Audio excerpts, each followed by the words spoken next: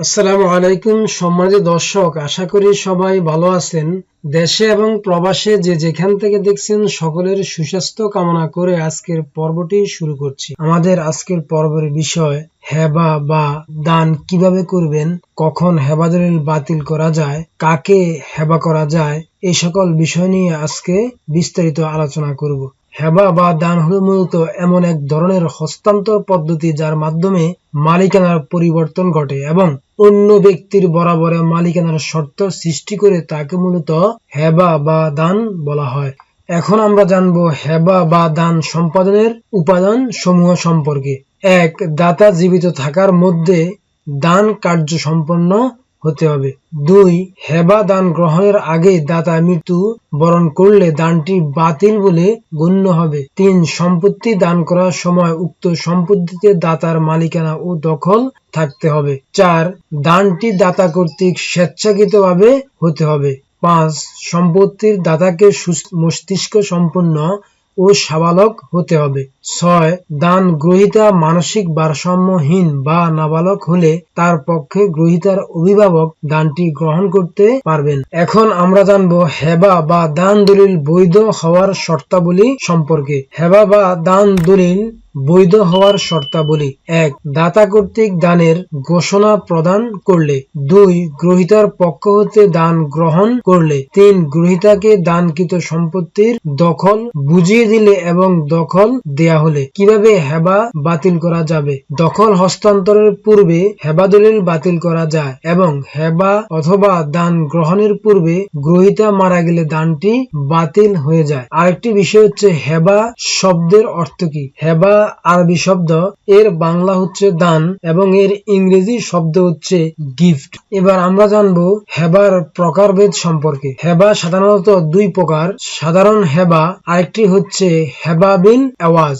এখন আমরা সাধারণ হেবা সম্পর্কে জানবো, যে হেবায় আদৌ কোনো প্রতিদান নেই এবং দাতা অবিলম্বে দানকৃত সম্পত্তি গ্রহীতার কাছে হস্তান্তর করেন। নাম্বার ২, হেবা বিল এওয়াজ। এটি হলো কোন রকমের মূল্য ব্যতি রেখে কিংবা কোন রকমের মূল্য ছাড়া কোন সম্পত্তির মালিকানা হস্তান্তর করা। কিন্তু হেবা বিল এওয়াজ হলো মূল্যের বিনিময়ে হেবা। হেবা বা দানের রকমের ক্ষেত্রে এটি একটি বিশেষ ব্যতিক্রম। প্রকৃতপক্ষে এবং দৃষ্টত এটি বিক্রয় সমতুল্য। এতে ক্রয় চুক্তির যাবতীয় উপাদানই বিদ্যমান। যা হোক, এই দানটিকে বৈধ করতে হলে দুইটি শর্ত অবশ্যই পালন করতে হবে।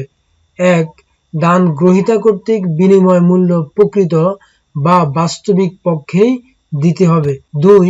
দাতার মালিকানা পরিত্যাগ করতে হবে। একটি পবিত্র কোরআন কিংবা জানামাজ ও একটা তসবিহ হেবা বিল এওয়াজের জন্য উত্তম নিয়ম। তবে এর মান যাই হোক না কেন, কার্যত এটি পরিশোধ করতে হবে, শুধু মুখে বললেই হবে না। এখন আমরা জানবো হেবা দলিল বাতিল করা যাবে না কখন। হেবা বা দানকৃত সম্পত্তিটির হস্তান্তর দাতা এবং গ্রহীতা স্বামী বা স্ত্রী হলে। ২. গ্রহীতা মৃত্যুবরণ করলে। ৩. দাতা গ্রহীতার মধ্যে বিবাহের অযোগ্য সম্পর্ক থাকলে। ৪. হেবা বা দানকৃত সম্পত্তি গ্রহীতা কর্তৃক বিক্রি বা হস্তান্তর করা হলে। ৫. হেবাকৃত সম্পত্তিটি ধ্বংস হয়ে গেলে। ৬. হেবাকৃত সম্পত্তির মূল্য বেড়ে গেলে। এখন আমরা জানবো কাকে হেবা বা দান করা যাবে। কার কার বরাবরে দান করা যাবে তার বিস্তারিত বলা হয়েছে রেজিস্ট্রেশন আইন ১৯০৮ এর ধারা ৭৮ এর বি উপনং দফায়। হেবা করলে দলিলের রেজিস্ট্রেশন খরচ হবে মাত্র ১০০ টাকা। আত্মীয় ও রক্ত সম্পর্কিত ব্যক্তিবর্গ একে অপরকে হেবা বা দান করতে পারবেন। স্বামী ও স্ত্রীর মধ্যে হেবা বা দান দলিল করা যায়। ২. পিতা মাতা ও সন্তানের মধ্যে। ৩. ভাই ভাইয়ের মধ্যে, বোন বোনের মধ্যে এবং ভাই বোনের মধ্যে বোন ভাইয়ের মধ্যে হেবা করতে পারবে। ৪.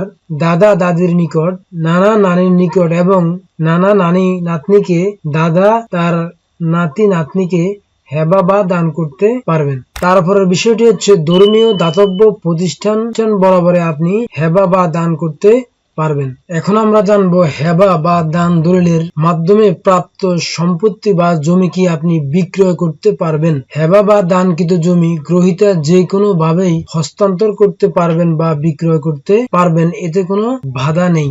তারপরের বিষয়টি হচ্ছে কেউ কারো পুরো সম্পত্তি কি হেবা বা দান করতে পারবেন। কোনো ব্যক্তি মুসলিম আইন অনুযায়ী যে কোনো সম্পত্তি তার পুরো সম্পত্তি যে কোনো ব্যক্তিকে দান করতে পারবেন। যদি কোনো ব্যক্তির শুধুমাত্র কন্যা সন্তান থাকে, কোনো ছেলে সন্তান না থাকে এবং তিনি চাচ্ছেন না তার ভাই এবং আত্মীয়রা ওনার সম্পত্তির মালিক হোক, তাই তিনি চাইলে ওনার মেয়েকে বা মেয়েদেরকে পুরো সম্পত্তি দান করে দিতে পারবেন। হেবা দলিল বা দান দলিল কি বাতিল করা যায়? হেবা দলিল সম্পাদন ও রেজিস্ট্রেশন করার পর ইচ্ছে মাফিক তা বাতিল বা প্রত্যাহার করার সুযোগ নেই। আদালতের রায় বা ডিক্রি মোতাবেক দলিল বাতিলের মামলা করে হেবা দলিল বাতিল করার আবেদন করতে হবে।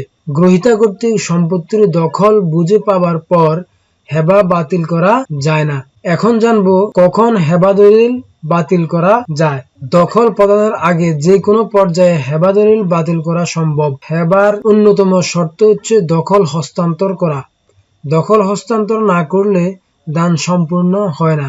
তবে কিছু ক্ষেত্রে দান দলিল বাতিল চাওয়া যায়, যেমন 1. দাতার ইচ্ছার বিরুদ্ধে জোরপূর্বক দান করতে বাধ্য করলে। 2. ভয়ভীতি বা প্রলোভন দেখিয়ে দান দলিল রেজিস্ট্রেশন করা হলে। 3. দাতা মানসিকভাবে বিকারগ্রস্ত থাকা অবস্থায় কৌশলে দান দলিল করলে। 4. দান দলিলের শর্ত পালনে ব্যর্থ হলে। 5.